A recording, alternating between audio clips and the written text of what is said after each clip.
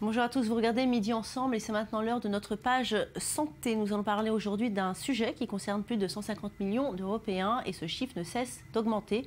Il s'agit des allergies. Ce sont des réactions parfois violentes au système immunitaire face à une substance généralement extérieure à l'organisme.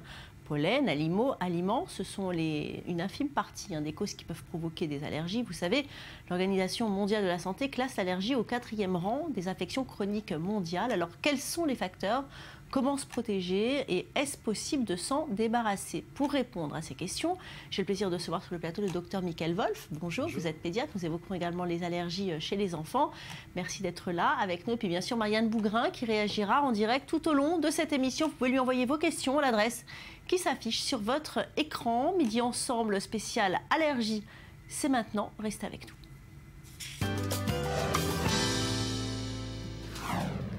Et elles nous empoisonnent la vie, souvent au printemps d'ailleurs. Les allergies sont multiples et difficiles à combattre. Si le pollen est l'allergène le plus connu, les acariens, certains produits chimiques ou même des aliments comme le gluten peuvent aussi nous forcer à suivre des traitements. Le point avec Lise Barimbaud, mais on en parle tout de suite avec Dr Wolf. Le mot allergie, qui vient du grec, signifie réaction anormale, excessive et différente. Les personnes allergiques ne réagissent pas comme les autres. Elles surréagissent lors d'un contact avec des substances étrangères à l'organisme. Les allergies sont beaucoup plus fréquentes aujourd'hui qu'elles ne l'étaient il y a 30 ans. Entre 40 et 50% de la population des pays industrialisés est affectée par une forme d'allergie. La réaction allergique correspond à une réponse anormale et excessive du système immunitaire envers des substances normalement inoffensives que les personnes allergiques respirent, avalent ou touchent. Normalement, notre système immunitaire permet à l'organisme de se défendre contre ces bactéries ou ces virus. La substance étrangère s'appelle allergène. Après un premier contact avec un allergène par voie respiratoire, cutanée ou alimentaire, l'organisme fabrique des anticorps spécifiques dirigés contre l'allergène, les IgE. Lors d'un contact ultérieur avec le même allergène, ces anticorps réagissent en provoquant des réactions allergiques inflammatoires. Parmi les allergènes les plus fréquents, on trouve les acariens, les pollens, les animaux, les insectes, les moisissures ou encore le latex. Plusieurs symptômes sont caractéristiques des allergies. La rhinite allergique, la conjonctivite allergique, l'eczéma ou l'urticaire, mais aussi l'œdème de Quincke au niveau des lèvres ou de la gorge, et même le choc anaphylactique, la réaction allergique la plus sévère de l'organisme, qui peut toucher tous les organes du corps et entraîner une réaction fatale. Un allergène comme l'acarien ou le pollen, par exemple, peut provoquer une ou plusieurs de ces manifestations isolément ou successivement. Au Japon, le rhume des foins touche au moins une personne sur 5. Je ne mets que des masques complètement étanches et je porte des lunettes spéciales. L'origine des allergies est mal connue, mais les antécédents familiaux sont des facteurs puissants. La fumée du tabac, la pollution de l'air et le stress sont aussi des circonstances aggravantes. Pour traiter les allergies, plusieurs remèdes sont possibles. Les allergies alimentaires ont tendance à persister. On doit souvent bannir l'aliment de son alimentation pour le restant de sa vie. Quant aux allergies respiratoires, elles peuvent s'atténuer au point de disparaître presque complètement malgré la présence de l'allergène. Pour diminuer les symptômes, il s'agira d'éviter d'être au contact de l'allergène en cause ou de diminuer au maximum la quantité des allergènes. La médecine homéopathique peut dans certains cas aider les patients. Si vous utilisez la médecine chinoise de la même façon que les médicaments occidentaux, pour cibler une maladie particulière, comme une recette pour guérir une allergie respiratoire, alors c'est la fin de la médecine chinoise. De nombreux médicaments peuvent soulager les allergiques et les aider à mieux supporter leurs manifestations, comme les antihistaminiques et les corticoïdes aux propriétés anti-inflammatoires. Autre méthode, la désensibilisation, aussi appelée immunothérapie ou encore vaccinothérapie des allergies. C'est le seul traitement qui peut permettre de guérir de certaines allergies à ce jour. Elle consiste à réhabituer progressivement l'organisme à l'allergène mis en cause en lui administrant des doses croissantes d'un vaccin allergénique jusqu'à obtenir la dose efficace. Il existe un nouveau traitement d'immunothérapie qui consiste à placer des gouttes à base de pollen sous la langue. Le corps peut s'y accoutumer peu à peu, et alors les symptômes disparaissent. Alors, docteur Michael Wolf, on vient de le voir dans le reportage, beaucoup de choses autour de l'allergie. Concrètement, qu'est-ce que c'est une allergie? L'allergie, c'est une réaction excessive, inadaptée du système immunitaire de l'individu face à une substance extérieure qu'on appelle allergène, en principe totalement inoffensive pour les individus lambda, mais qui va provoquer des réactions anormales de type allergie chez les patients allergiques. Mais ça se manifeste comment? Alors, il y a plusieurs manifestations des allergies. Il y a des manifestations cutanées qui se présentent par de l'eczéma bien connu chez les enfants, une peau sèche, rouge et avec des démangeaisons, également de l'urticaire. On peut avoir des allergies de type respiratoire avec des rhumes, des rhinites chroniques, des crises d'asthme qui peuvent se manifester aussi par de l'allergie et des conjonctivites. Chez les plus jeunes enfants, on peut aussi avoir des symptômes alimentaires de type vomissement et diarrhée, souvent accompagnés avec du sang, et parfois des symptômes plus graves avec gonflement donc, des lèvres et de la gorge qu'on appelle le syndrome de Quink, et au-delà de ça encore des symptômes beaucoup plus importants qui est le choc anaphylactique avec des problèmes cardiovasculaires et parfois une issue malheureusement fatale. Et ça, les allergies, tout le monde peut en faire, évidemment. Alors, ces 20 ou 30 dernières années, effectivement, le taux d'allergie a nettement augmenté. Il y a ce qu'on appelle une prédisposition familiale. Un patient avec des parents qui ont des allergies, surtout si les deux parents sont allergiques, a plus de risques de faire des allergies. Néanmoins, aujourd'hui, on remarque que les facteurs extérieurs, facteurs environnementaux, provoquent aussi des allergies, telles que la pollution ou les changements de consommation alimentaire. Qui peut détecter justement les allergies? Comment savoir qu'un rhume est un rhume allergique?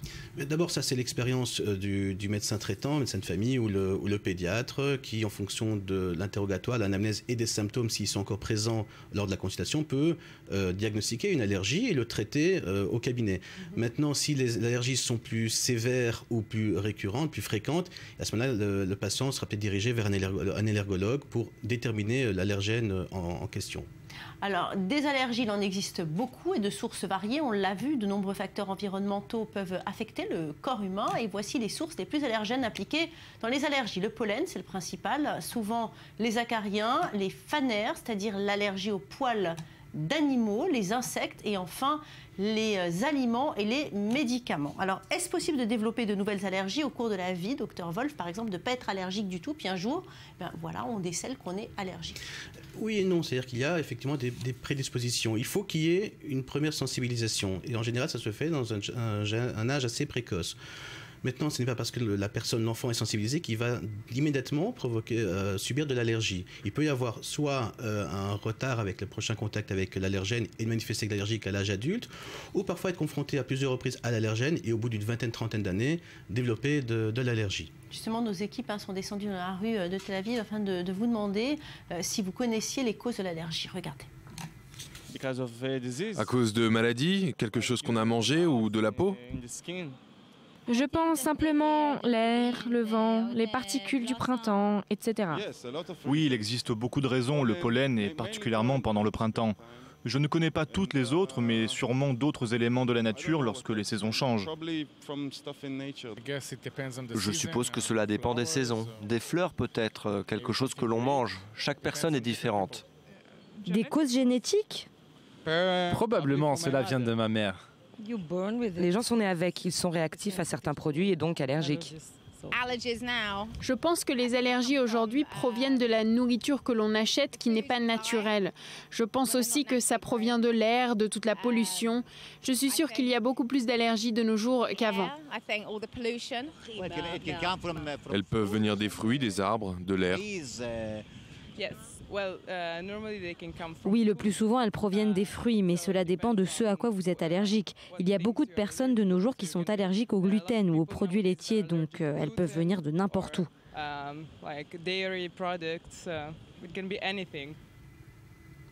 Et on retrouve tout de suite Marianne pour les questions téléspectateurs. Marianne, bonjour.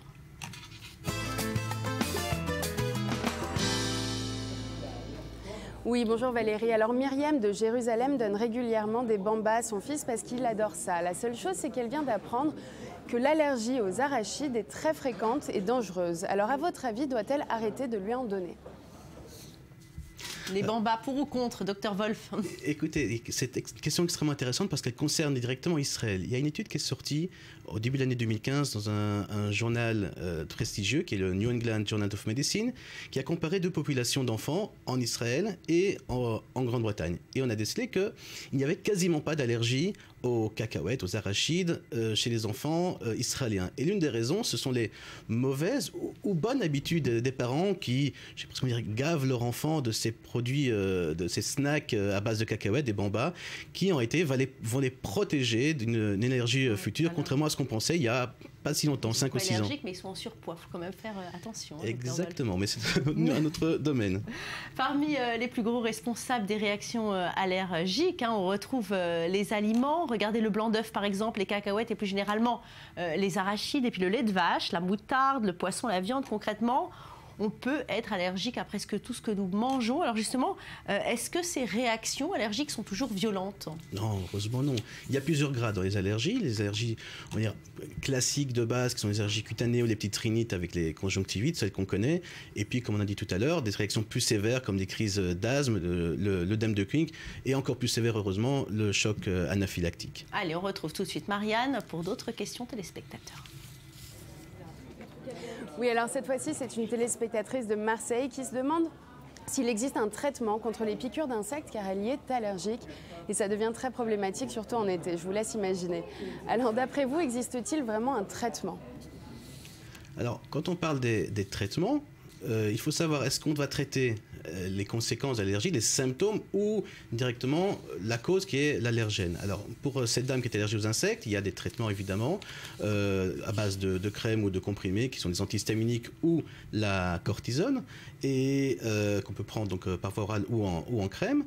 Et puis, si cette dame est vraiment allergique, elle a certainement été consultée un allergologue qui lui a fourni un stylo injectable, un petit peu comme les patients sous insuline, et qui contient de l'épinéphrine, qui est de l'adrénaline, qui va protéger contre les réactions extrêmement rares. Mais ce que je suggère à cette dame, c'est d'aller se faire désensibiliser directement auprès de l'allergologue pour ne pas avoir de problème ultérieurement. Mais concrètement, qu'est-ce qui se passe dans notre corps, docteur Wolf? Alors, schématiquement, quand on parle d'hypersensibilité immédiate, il y a deux phases. La phase de sensibilisation, où comme on l'a très bien vu dans votre reportage, l'allergène est en contact avec le corps, il va y avoir une production d'immunoglobulines, qui sont les immunoglobulines de type E, qui vont dans un premier temps se fixer à des cellules qu'on appelle les mastocytes. Et lors d'un contact ultérieur ou un contact ultérieur répété avec ce même allergène, à un moment donné, les mastocytes vont libérer des substances qu'on appelle l'histamine et qui, elles, vont provoquer des réactions de type vasodilatation ou problèmes bronchiques et donc des manifestations allergiques. Et l'allergie est-elle héréditaire ?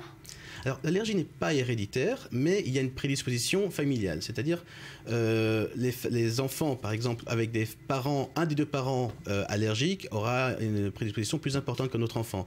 Dans l'ensemble de la population, de base, peut-être à 15% allergiques. Une fois qu'un des deux parents est allergique, on peut monter à 30-40% de risque d'allergie. Les deux parents jusqu'à 60%. Et encore au-delà, si les deux parents sont allergiques au même allergène. Justement, on va regarder ces quelques chiffres. Il y a 15% de chances d'être allergique si aucun des parents n'est allergique, 40% si le père ou la mère est allergique, 60% si le père ou la mère donc, sont allergiques, 75% d'être allergique si le père et la mère et un membre de la famille proche sont allergiques. À noter que les enfants ne seront pas forcément réactifs aux mêmes allergènes que les parents.